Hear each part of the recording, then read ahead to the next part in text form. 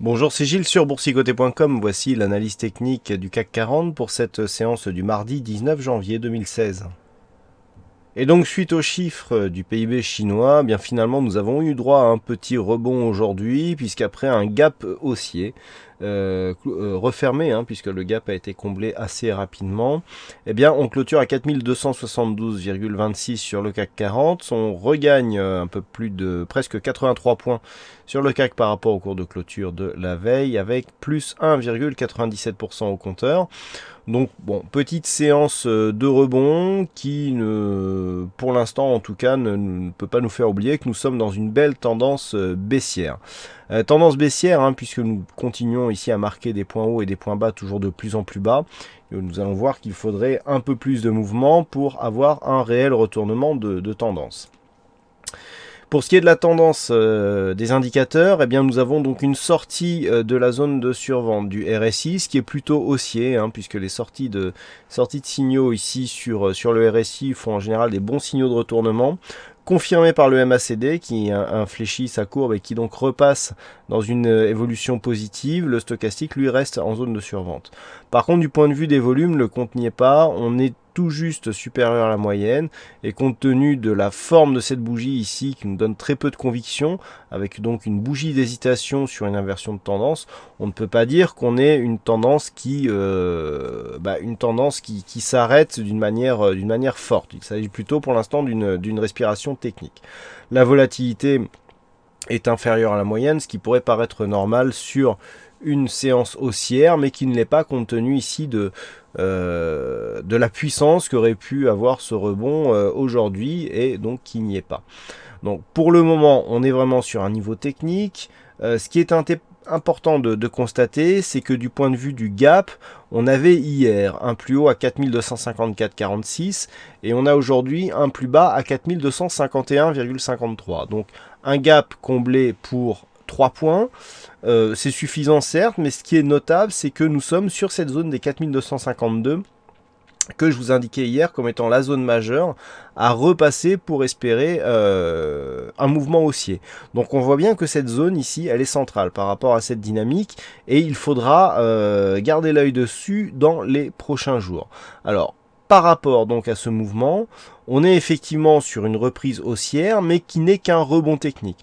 On peut le voir ici en traçant par exemple une courbe de tendance. Vous voyez que si on trace ici une résistance sur les deux premiers points hauts, on est loin ici d'avoir une rupture de cette zone, et c'est aussi cette zone qu'il va falloir surveiller. Donc pour l'instant, au mieux, nous avons une neutralisation de la dynamique court terme, mais dans une tendance de fond qui reste orientée à la baisse. Vous voyez que si l'on reste ici dans cette zone de range entre 4252 et 4320, on est vraiment dans une zone de neutralisation. Maintenant, on peut voir aussi que si on déplace cette zone sur les plus bas de la séance du 12 janvier, on a quasiment le plus haut de cette séance. Si on trace les retracements de Fibonacci, voilà ce que ça donne donc sur la dynamique directe. On est venu tester à peine la zone de retracement à 23,6% de Fibonacci. Donc, les éléments qui ressortent de tout ça, c'est que on a ici une dynamique de base qui est relativement forte, qui nous a amené sur deux attaques ici de la bande de Bollinger inférieure. Peut-être même, non, on est ici sur la même dynamique. Ici, rebond technique. Deuxième attaque, certes un peu moins forte. Donc là, on a une relativité qui est faiblissante pour la dynamique baissière.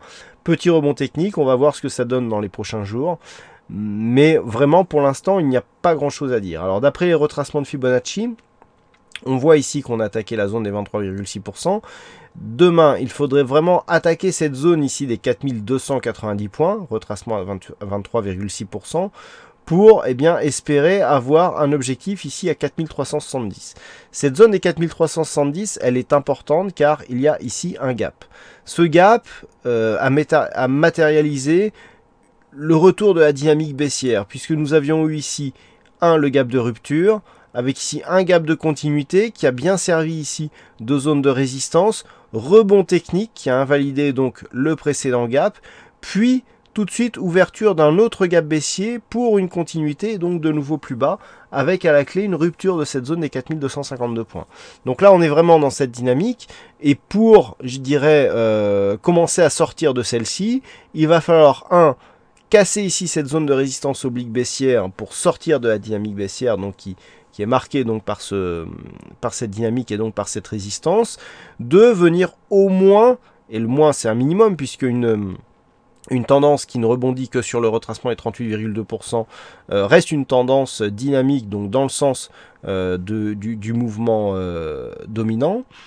Donc il faudrait au moins revenir sur cette zone, au moins combler ce gap, et si possible, clôturer au-dessus. Donc pour l'instant on en est loin, et vu je dirais la conviction de la bougie que nous avons là, rien n'est gagné.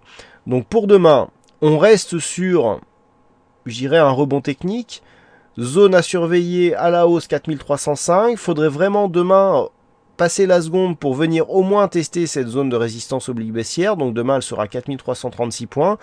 Toute rupture de la zone des 4252 points serait à considérer comme une zone d'affaiblissement et de rechute. C'est-à-dire qu'en fait, ce matin j'écrivais, si on revenait sous cette zone, eh bien il faudrait considérer que on reviendrait sur les plus bas. Si on revient ici sous cette zone des 4252, ça sera pour revenir tester ici la zone des 4161, voire venir tester la zone des 4151, zone de support ici intermédiaire qui a fait barrage pour l'instant au mouvement baissier. C'est vraiment cette zone des 4252 qui va faire, je dirais, l'arbitrage entre une continuité d'évolution baissière ou un éventuel rebond technique. Une cassure ici de cette zone des 4336 points demain validerait un objectif sur 4370, retracement de Fibonacci, donc de la phase de baisse, mais c'est vraiment au-dessus de cette zone qu'il faudra continuer à évoluer pour vraiment affaiblir ici cette dynamique baissière. Voilà ce que l'on peut dire sur cette analyse technique du CAC 40. Alors, aujourd'hui, il y avait un fixing, c'est Bono qui gagne sur cette session. Donc bravo à toi Bono. Et en ce qui concerne les statistiques, donc on est sur des statistiques qui redeviennent baissières. On avait une statistique plutôt haussière. Bon, elle est validée ici pour la bougie et encore vraiment de peu. Par contre, à partir de demain, ça redevient baissier puisque nous avons un pourcentage d'évolution à presque 55% sur les 15 dernières années dans des configurations similaires. Donc on est vraiment ici sur quelque chose qui est assez équilibré, mais plutôt en faveur d'une poursuite du mouvement baissier. Et quant au stat à 5 jours, eh bien il semblerait que ce soit plutôt baissier et que la conviction, bon, je peux pas, c'est encore trop tôt pour vous dévoiler les chiffres, mais il semblerait que la statistique soit plutôt orientée à la baisse dans ce genre de configuration. Donc à voir pour la suite. Voilà donc ce que l'on peut dire sur cette analyse technique du CAC 40. Je vous souhaite donc de passer une bonne soirée, bonne chance dans vos prochains trades. On se retrouve dès demain pour d'autres analyses techniques sur le site boursicoté.com. Bonsoir à tous.